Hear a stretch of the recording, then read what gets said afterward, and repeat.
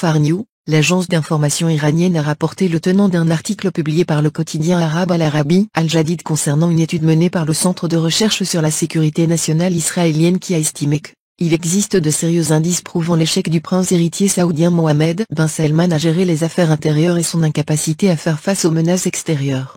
Selon ce centre de recherche, l'effondrement du régime à Riyad est imminent, suite à l'échec de MBS à appliquer son programme social et économique Vision 2030.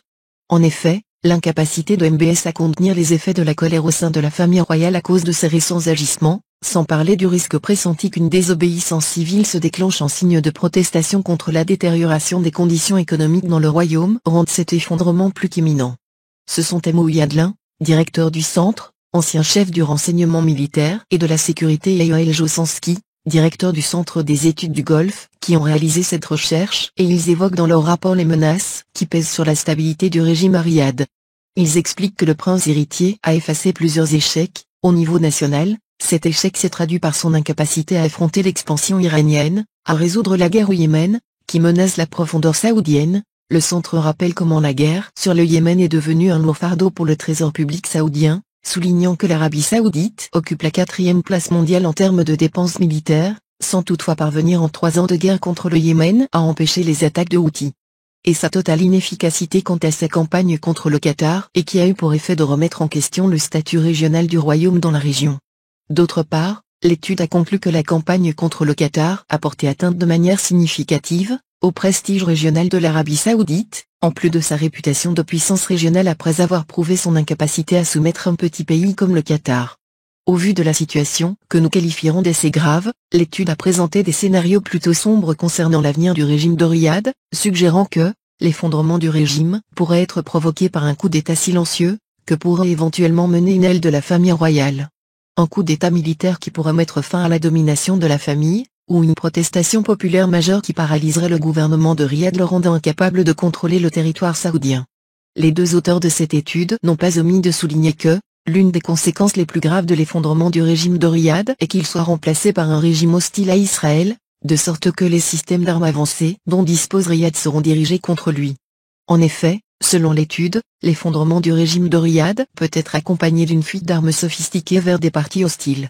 Mais aussi, cela pourrait encourager l'Iran à chercher à soutenir les chiites dans l'est de l'Arabie pour faire sécession avec le royaume, voire aider les chiites à Bahreïn à prendre le pouvoir.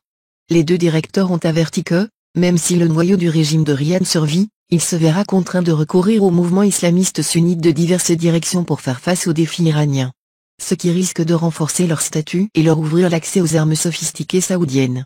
D'autre part, l'étude a révélé que les États-Unis ont élaboré un plan pour reprendre les systèmes d'armes très avancés fournis à l'Arabie saoudite, en cas de l'effondrement du régime de Riyad. Le rapport de l'étude poursuit. Le risque de déstabilisation du régime de Riyad a été renforcé par le fait que pour la première fois en Arabie, la prise de décision a été monopolisée par une seule personne, et ce, contrairement à la tradition saoudienne, qui repose sur un consensus général pour les décisions cruciales.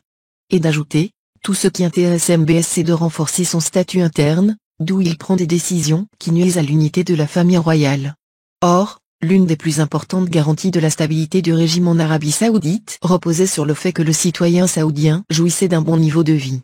À cause des réformes de MBS, le saoudien a perdu cette qualité.